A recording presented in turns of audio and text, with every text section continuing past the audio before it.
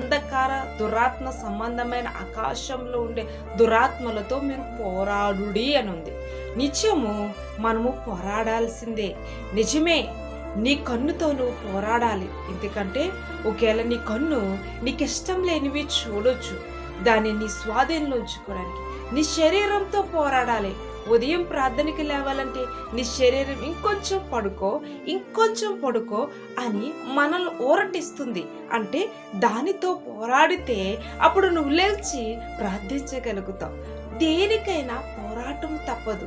నువ్వు నీ యొక్క కుటుంబంలో ఏ వీటి కోసం పోరాడుతున్నావో నాకు తెలియదు, కానీ దేవుడు అంటున్నాడు, ఒకవేళ బలహీనతతో పోరాడుతున్నావా, లేకపోతే నీ యొక్క సమస్యలని వలలో పోరాడుతున్నావా, ఆస్తులు లేక ఇబ్బందులని కొలుములో పోరాడుతున్నావా, లేకపోతే నీవు అప్పులనే పోరాటంలో ఉన్నావా, ఏ పోరాటంలో ఉన్నావో నాకు తెలీదు.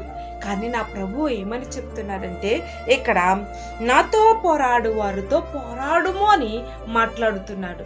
నీవు కూడా దేవుణ్ణి అడిగితే మన కంటే ముందు ఆయన పోరాడుతాడు. పోరాడినప్పుడు మనము ఒక ద్వారముతో పోరాడితే అది 7 ద్వారాల గుండా పారిపోతున్నది. ఏ బలహీనత అయినా, ఏ సమస్య అయినా. అందుకే కేడెమును డాలునై పట్టుకొనుము. ఆయన కేడెమనే వాక్యము, డాలు అనే ఖడ్గమనే ప్రార్థన మనకి విశ్వాసంగా దేవుడు ఇచ్చి ఉన్నాడు. కాబట్టి వాటిల ద్వారా మనం దేనినైనా జయించగలమని దేవుడు మాట్లాడుతున్నాడు. అందుకనే ఏ పోరాటమైనా ఆయన చేతిలో పెడదాం మన తల్లి.